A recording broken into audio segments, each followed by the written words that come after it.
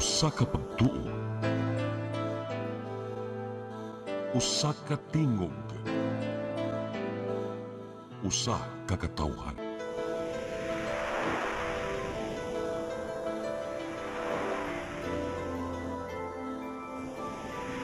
Cebu Catholic Television Network.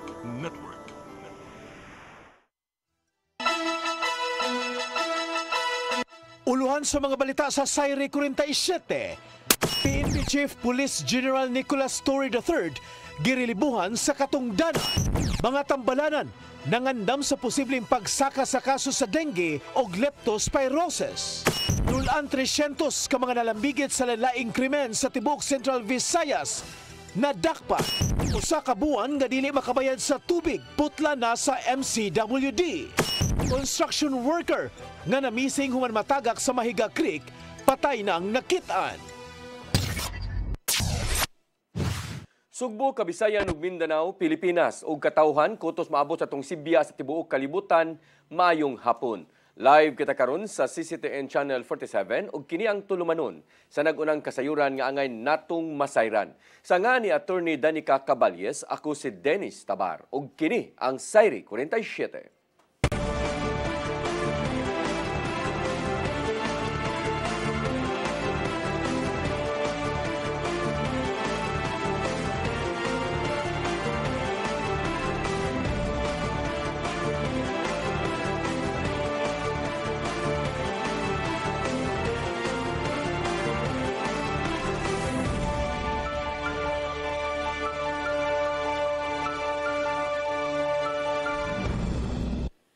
Ug karon sa kompletong detalye sa atong mga balita, Police General Nicolas Torre III gilibuhan sa katungdanan human ni pagawas og mando ang Malacañang.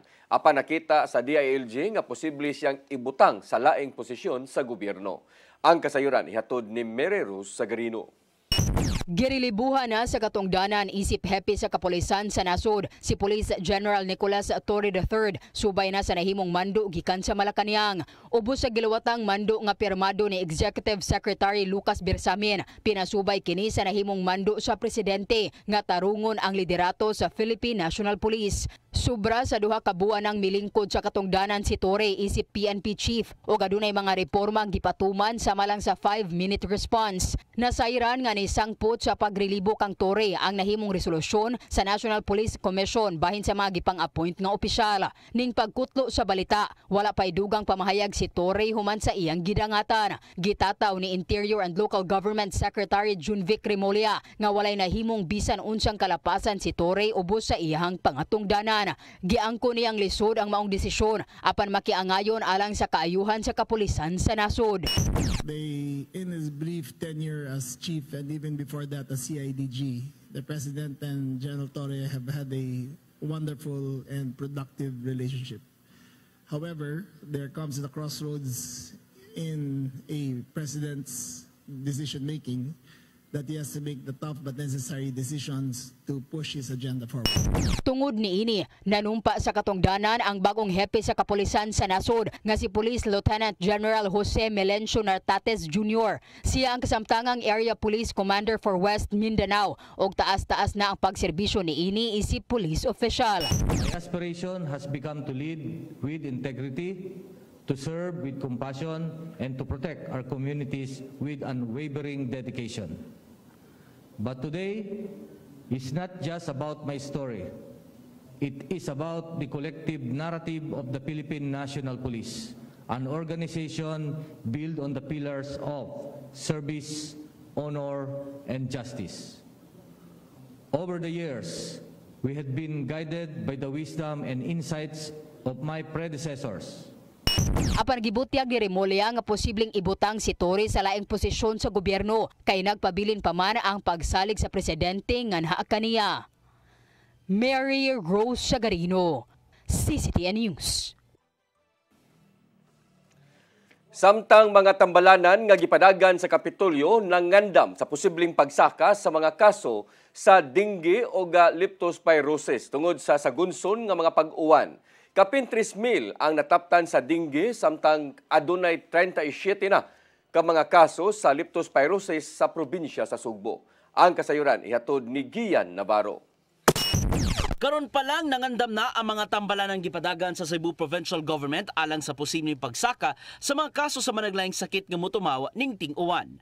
Gikan Enero hangtod Agosto ning tuiga, ana sa 37 ka mga kaso sa leptospirosis ang natala sa probinsya sa Sugbo, diin 8 nini ang natala ning buwana. Wala hinoy mga nakalas na ng panahona. Mas ubos kini itandi sa 38 ka mga leptospirosis cases nitong 2024. Mato di Annalyn M. Pic, ang nurse gikan sa Provincial Epidemiology and Surveillance Unit, nga resulta kini sa mga natalang pagbaha sa managlaing bahin ning dalawigan. Atay sa mud, sa tiil or anywhere sa tong body niya ma-expose ta og mga dirty nga water. Yes, labi na wata kabalo, for example kanang mga kanal, syempre di man ta malikayan kanang mga baha-baha. Samtang niabot og 3,640 ang mga kaso sa dengue sa Cebu Province gikan Enero hangtod Agosto ning tuiga. 7 ang natalang patay samtang kadaghanan kanila nangaayo na. Mipay mangno si Dr. Wilfredo Salgado Jr. nga walay gipiling edad, apil na ang panahon kung matakbuyan man ang tao sa dengue tungod sa mga lamok nga nagdala sa mong kagaw. Sa ato ba, kaning dengue di ay wag yung gipili. So kinahanglan ta manalipod sa atong kaugalingon, no? Bisag unsay edad nato, manginahanglan ta nga manalipod yun ta sa atong kaugalingon sa pamamaagi sa gitawag og 4S. Gibunyag ni Capital Health Consultant Dr. Nicole Catalan nga gipaymangnuan silang daan sa Department of Health 7 nga musaka ang mga kaso sa mga rainy day diseases karong Septembre. Subay sa ipatumang mga reforma sa healthcare system sa probinsya, gisiguro nilang paigo ang supply sa mga tambal ug ubang medical supplies. Apil na ang pag-atiman sa daghang mga pasyente nga maigo sa dengue ug leptospirosis nga dadon sa naisguta mga tambalanan. But for dengue ang pinaka-biggest yun ang kanang bitong breeding grounds niya, kana na awareness o kanang vigilance mo na pinaka-importante with regards to meds and IV fluids mo sa na pinaka-importante po. Gitampagan sa Provincial Health Office ang katawhan nga magmatngon sa palibot o musunod sa mga tambag sa health authorities aron kapanalipdan ang maong mga sakit. Gian Navarro, CCTN News. Kaandam sa mga magtutudlog tinun-an sa pagsalbar panahon sa katalagman gihingusgan karon sa Department of Education dinhi sa Region 7. Pinaagi kini sa nahimong long-term nga partnership uban ang usa ka NGO nga nakabase sa Japan. Ang kasayuran ihatod pagbalik ni Gian Navarro. Usa sa mga gisiguro sa Department of Education 7 mao ang kaandam sa mga magtutudlo og tinun-an sa pagsalbar sa ilang kaugalingon kung maigo man ang mga katalagman sa eskwelahan. Aron mapangandaman, nakabaton og long-term partnership ang DepEd 7 ug SEEDS Asia alang sa school-based disaster risk reduction. Sa mong inisyatiba, nihimo sila og training design bahin sa disaster risk reduction nga gamiton unya sa mga magtutudlo apil na ang mga tinun-an samtang itudlo sab kini ngadto sa mga estudyante pinagi sa mga leksyon kung unsaon pagsalba sa kaugalingon o sa ilang sakop sa pamilya panahon nga moigo man ng linog o bagyo sa ilang dapit. Matoy di Tomas Pastor sa DepEd 7 nga magamit ang mga nakuhang leksyon bahin sa DRR aron magpabiling luwas bisan pa man sa kakuyaw sa katalagmang muigo. So cascade na ta from one school to the other para hopefully tanan ma-reach yun nato ang training nato sa ato mga teachers from Region 7 which is kanang Island of Cebu and also Island of Bohol. Among proyekto human sa nang labayng mga bagyo ug ubang katalagman nga natala sa Pilipinas. Nakita sa SEEDS Asia, usa ka non-governmental organization sa rehiyon nga kuwang ang mga tunghaan sa disaster risk reduction initiatives. Hinungdan nga ni abag sila uman sa tabang gikan sa Japan International Cooperating Agency kon JICA. DepEd Region 7 is very powerful and capable to roll out the same initiative that developed through this project. project, which is called the Disaster Risk Reduction Training Program, to other schools that weren't the direct beneficiary of this project. Ipaubos sa pagbansay ang mga magtutudlo gikan sa napu ka mga pilot school sa rehiyon. Nakita sa Department of Education Central Office ang kamaynungdanon nini ug buot nilang ipatuman ang school-based DRR sa ubang dapit sa rehiyon. Kasi yun yung gusto nating palitawin na ang mga bata ay may kakayanang iligtas yung kanilang sarili, no? Yung para bang hindi na tayo mag-aalala bilang mga guro nila, no? Kumbaga yung self-help ika nga, no? Ilahuman sa DepEd 7 ug Seeds Asia nga masalbar gyud ang kinabuhi sa isig kaingon pinagi sa mga makuhang kasayuran bahin sa pagsalbar kung moabot man ang trahedya. Gian Navarro, CCTN News. Pag-abli sa Animal Bite Treatment Center sa Dakbayan sa Lapu-Lapu, tibuok semana, nakatabang nga dili mudasok ang mga magpabakuna og anti-rabies matag Lunes. Kini tungod kay nabakunahan naman dayon ang kadtong makapaakan og iring ingon man iro atol sa weekend. Ang kasayuran ihatod ni Crystal Joy Filerca. Namatikdan sa City Health Officer sa Dakbayan sa Lapu-Lapu nga si Dr. Agnes Cecil Realiza nga sukad giablihan tibok semana ang Animal Bite Treatment Center ni adtong Agosto 16, wa na magdasok ang mga tawo pagka Agosto 18 adlong Lunes aron magpabakuna og anti-rabies. Suma pa niya nga niadtong wapay opisina sa adlong Sabado ug Domingo, magdasok sa City Health Office matag Lunes ang mapaakan og iro og iring ato sa weekend. Maong sigun pa niya nga ang pag-abli sa Animal Bite Treatment Center sa adlong Sabado ug Domingo nakatabang nga maato ang ilang mga pasyente og malikayan ang pagdasok.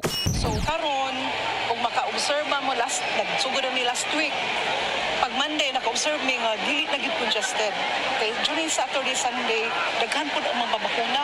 Nibutyag si Mayor Cindy King Chan nga tinguha niyang mas mapalapdan pa ang serbisyo nga madalit sa City Health Office tibuok semana.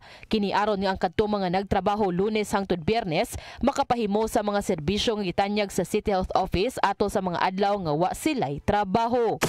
Karon nagsugod pa ta og animal bite na mahimong 7 days pero kung pwede mapalapdan pa ginato na mga basic pa na services aside sa animal bite. Crystal Joy Filerca, CCTN News. Mosunod, dulang 300 ka mga nalambigit sa nalaing krimen sa tibuok Central Visayas na dakpan. Kana og daghan pa mga balita sa pagbalik sa Sayri 47.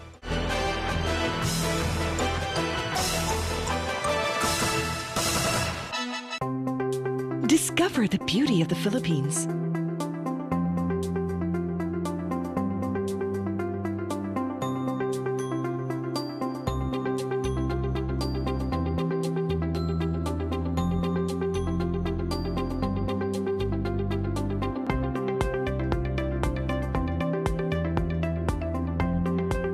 With Philippine Airlines, the country's flag carrier.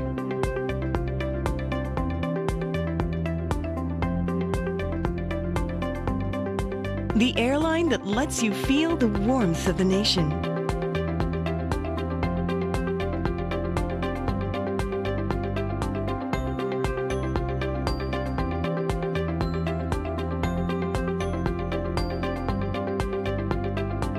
Mabuhay!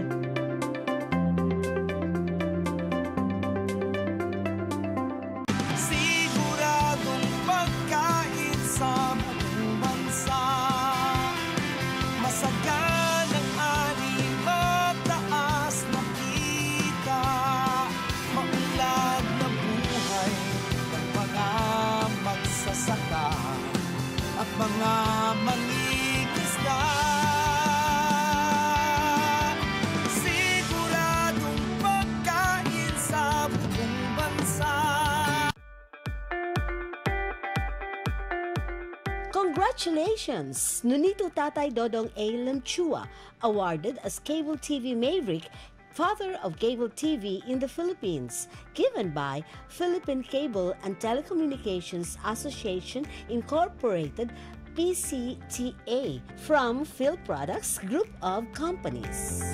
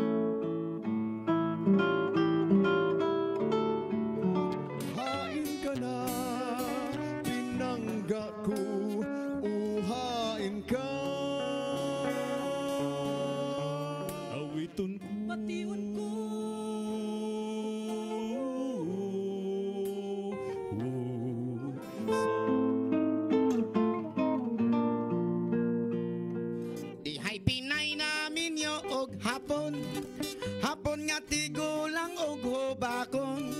Sugot siya kay iya lang hokhokon, og iya lang oto-otoon.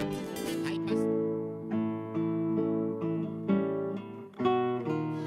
sayawin day, surain day, surain day, surain day.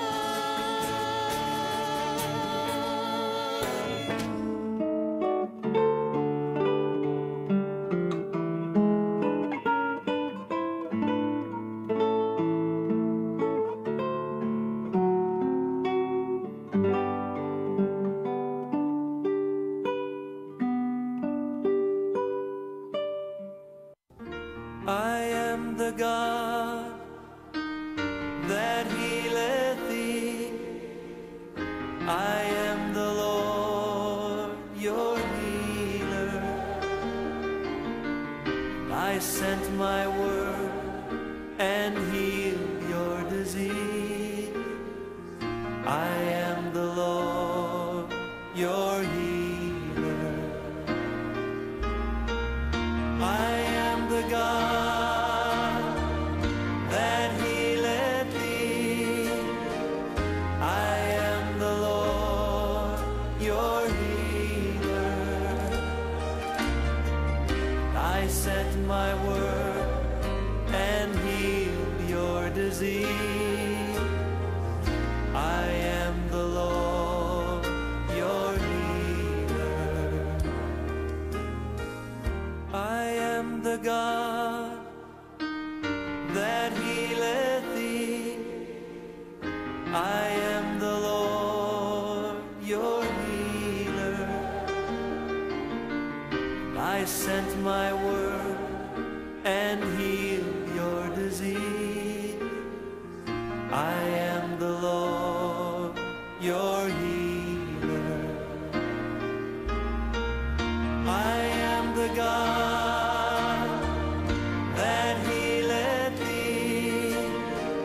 I am the Lord, your healer.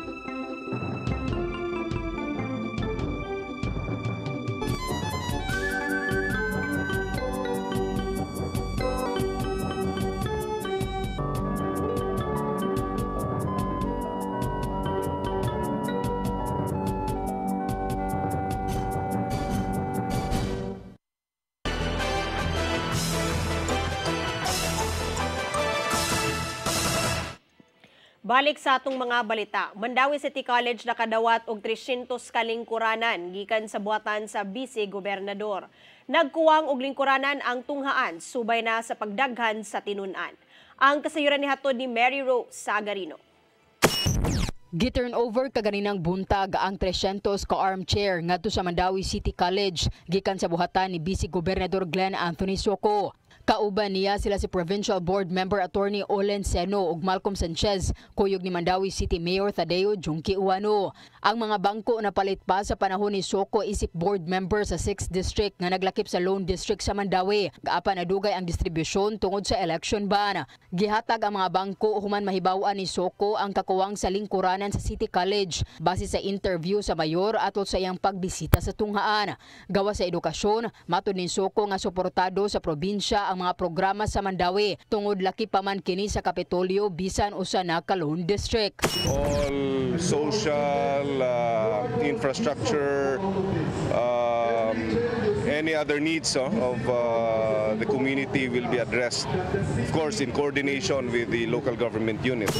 Mas daghan ang natala karon nga tinunaan sa City College nga moabot sa 2,700, itandi sa miaging school year nga anaa lang sa 2,500.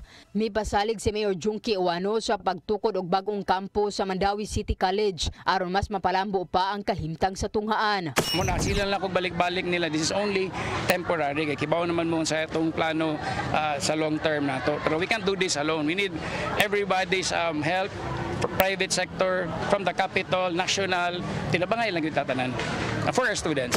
Itatakdang sugdan ang 7 ka andana nga college building sunod tuig ngadto sa Norquist Park. Mary Rose Sagarino, CCTN News. Police Regional Office 7 nakasikop og 278 ka mga sospetsado nga nalambigit sa lain-laing krimen sa tibok Central Visayas sa usa ka semana nga anti-criminality operations. Kampanya batok ilegal nga drugas pakusgan pa sa kapulisan. Ang kasayuran hatod ni Arnold Bustamante.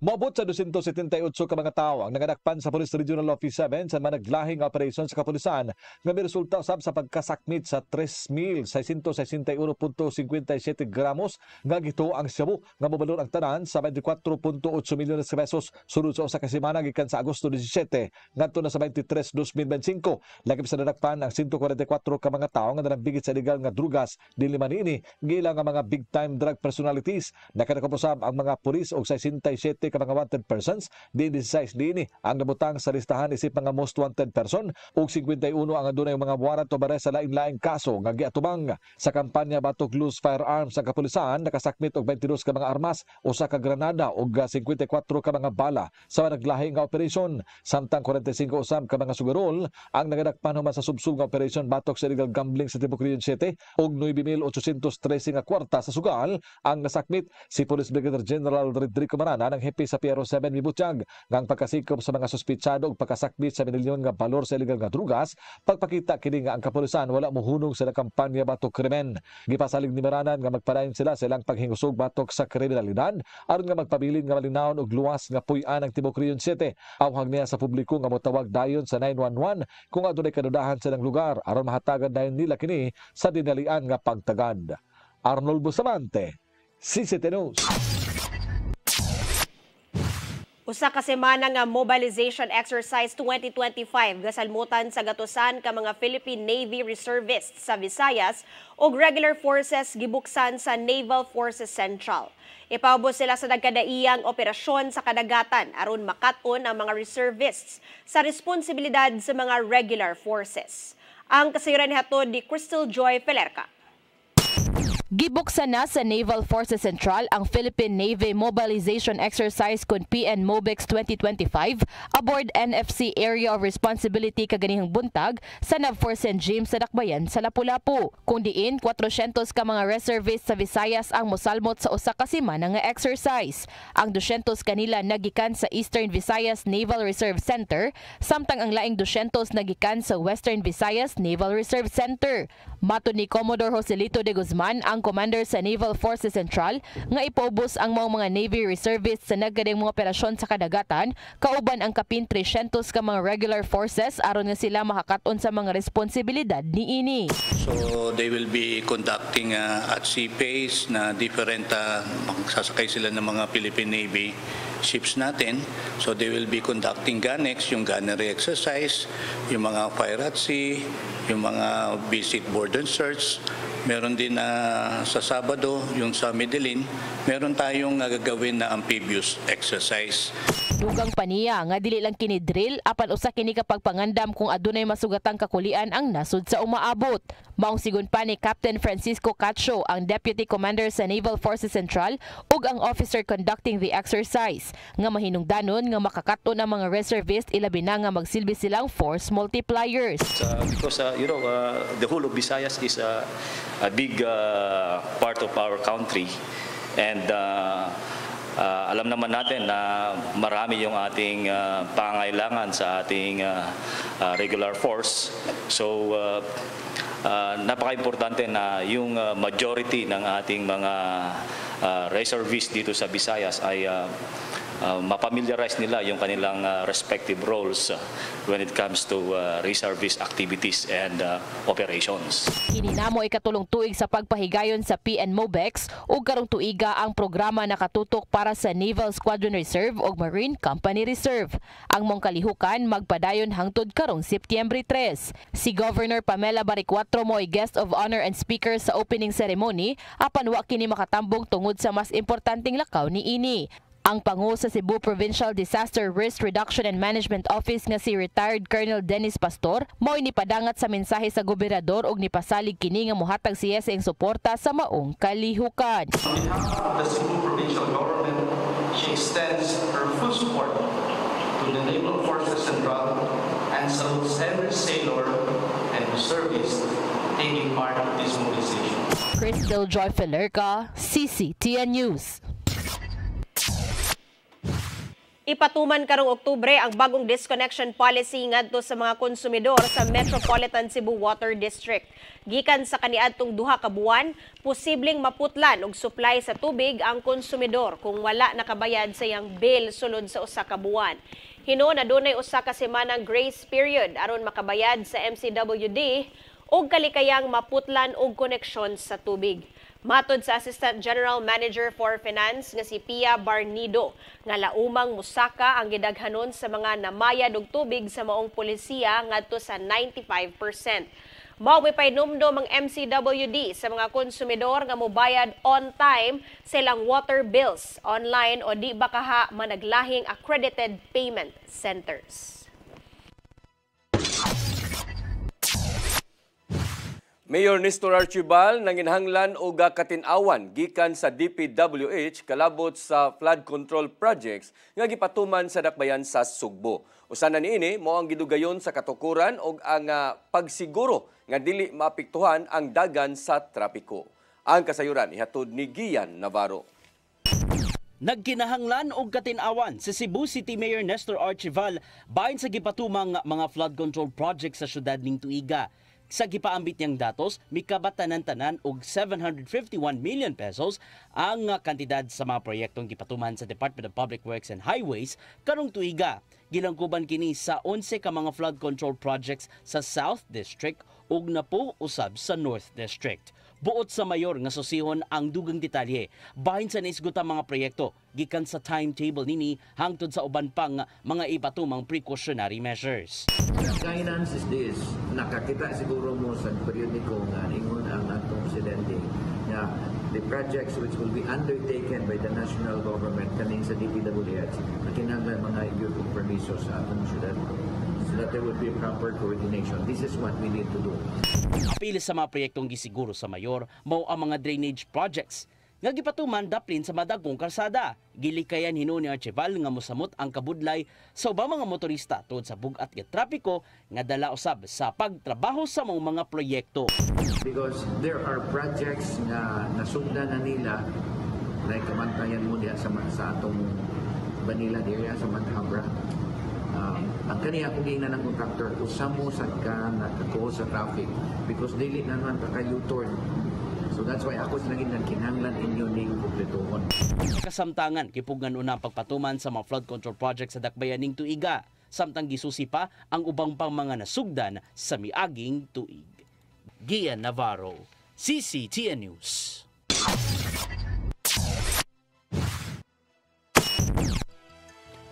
Mosunod, construction worker nga namising human matagak sa Mahiga Creek, patay nang nakitaan.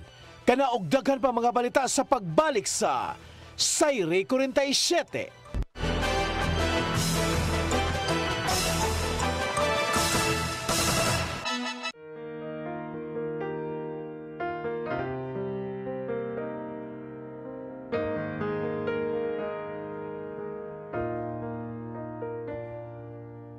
Heal me, O Lord, and I will be healed.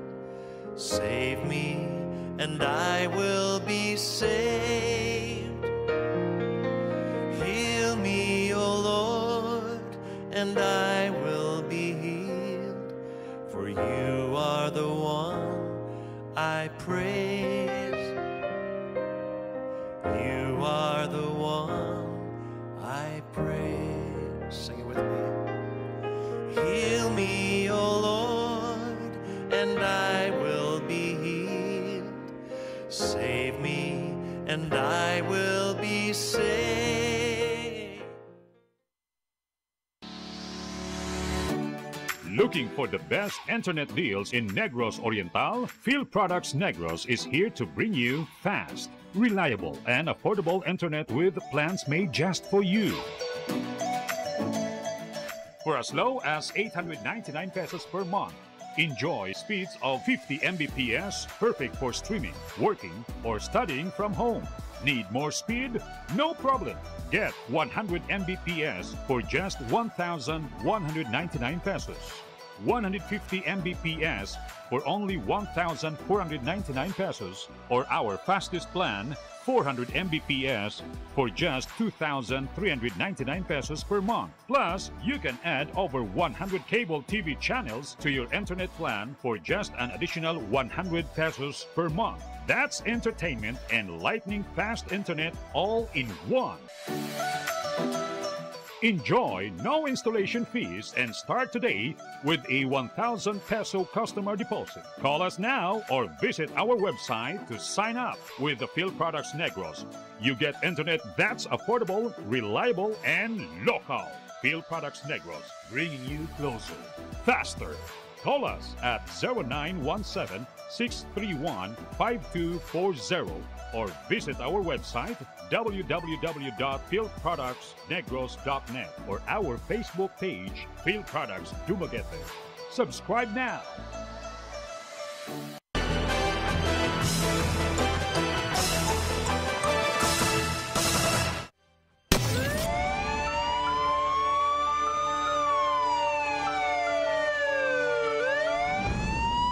Balik sa ato mga balita, usa ka construction worker nga na missing human natagak sa Mahiga Creek sa Barangay Banilad, syudad sa Mandawi kagabi, nakit-an ang patay sayo kaganinang buntag. Ang kasayuran ihatod ni Mary Rose Sagarino.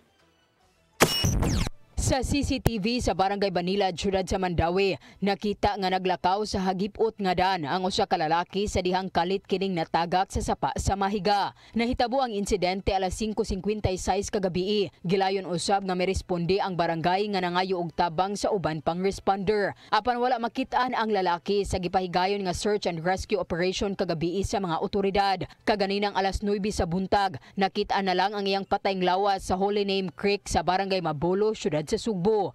Giila ang lalaki nga si Ricardo Blanco, 56 anyos og lumulupyo sa Barangay Banilad, Mandawi. Suma ni Kapitan Greg Yap sa Barangay Banilad nga posible nga hubog ang biktima base sa iyang lihok nga makita sa video. Naadyo tayo makita kung sindanta mo sa footage na aman sa kung matanaw ninyo sa footage sa... Ang rescue operation gipahigayon sa Mandawi City Disaster Risk Reduction and Management Office, kauban ang Barangay Banilad ug subang dako DRRM og Bureau of Fire Protection Mandawi. Gipasabot sa pangu sa CDRMO nga miabot sa tungang gabi ang ilang rescue operation apan kinahanglang muhunong alang sa kaluwasan sa mga responders.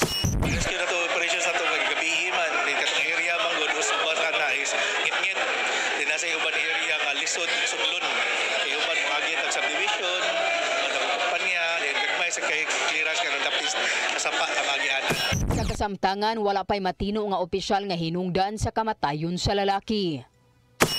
Mary Rose Sagarino, CCTN News. Gwardya nga nabutang sa top 1 most wanted person sa lungsod sa San Fernando nga nalutsan og warrant of arrest sa kasong murder na dakpan sa kapulisan.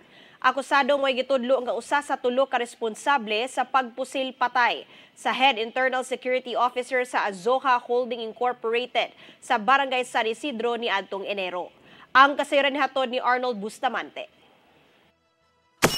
Gwardya nga usa sa mga akusado sa pagpatay sa Head International Security Officer sa Azura Holding Incorporated sa Barangay San Isidro, Lungsod San Fernando netong Enero 23, 2025.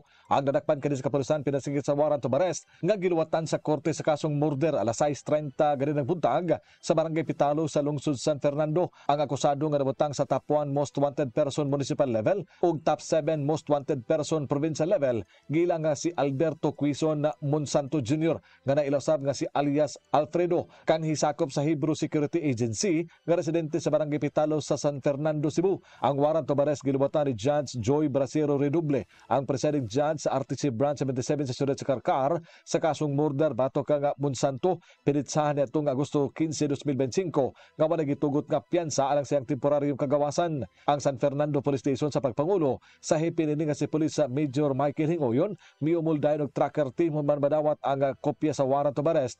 Batok sa mga akusado, gilusad dayon ang manhunt operation. Gipatuman ang pag-serve sa warrant of arrest sa usa ka luna sa Pitalo, din mo ihagag gibantayan og manampuso nila ni nga nadakpan o gidala sa custodial facility sa San Fernando Police Station. Mato ni Hingoyon nga si Monsanto ang usa sa mga gitudlo nga nagpusil patay kang Armando Cañedo alas 8 sa gabi Enero 23, 2025 sa Barangay San Isidro, Lungsod San Fernando. Sa diyang padung na unta kini nga mopauli sa Barangay Valencia sa Dakbayan sa Carcar. Tulumatod pa sila ang gitudlo nga may nagpusil sa biktima. Gagwardya usab sa Oil Depot Compound sa Azura Holdings Incorporated nga nimutang sa mga barangay. Human sa pagpamusil, daling imisakay sa motorsiklo ang tulo ka mga suspitsado paingon sa Barangay Ilaya sa mong lungsod apan wala na marakpi sa migukod nga mga pulis sa lungsod sa San Fernando. Arnold Bustamante, CCT News. Patay ang lalaki nga gituoang kawatan nga misud sa tunghaan sa sitio Landing, Barangay Das, Lutupan, Dakbayan sa Toledo, niadtong Lunes sa buntag. Kinihuman nga hulog gikan sa kisame sa storage room si Leopoldo Olayvar nga taga Purok Daspo, Barangay Das, Lutupan, Toledo City. Matod sa Toledo City Police Station nga nakuratan si Dennis Patalinghog nga magtutudlo sa tunghaan human nakit-an ang nagbuy-od na nga tawo sa storage room hinungdan nga gireport kini ngadto sa kapulisan. Nagduda ang investigador nga natagak ang biktima gikan sa atop sa tunghaan ug naugbok ang ulo dito sa sementado nga sawg hinungdan sa kamatayon niini.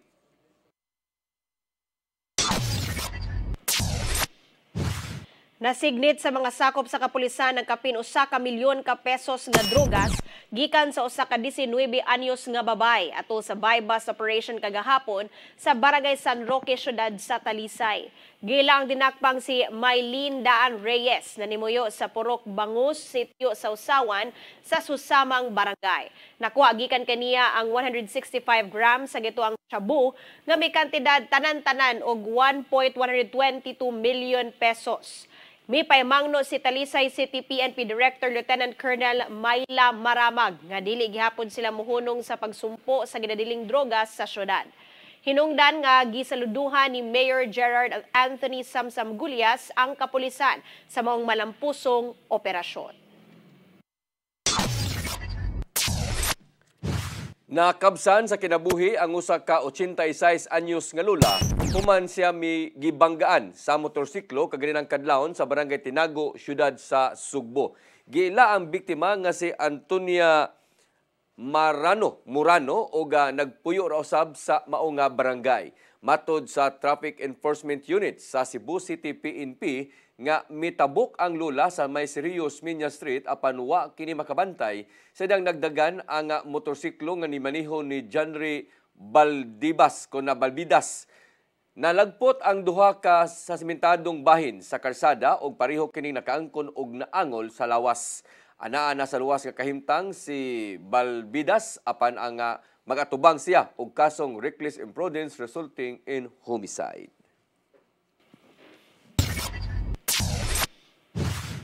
Mo kadto naglangkob sa ato mga balita sa Sayre 47. Ako si Dennis Tabar. Ako si Danica Cabalye, saktod ugma sa inyong paboritong tulumanon. Sayre Sayre 47.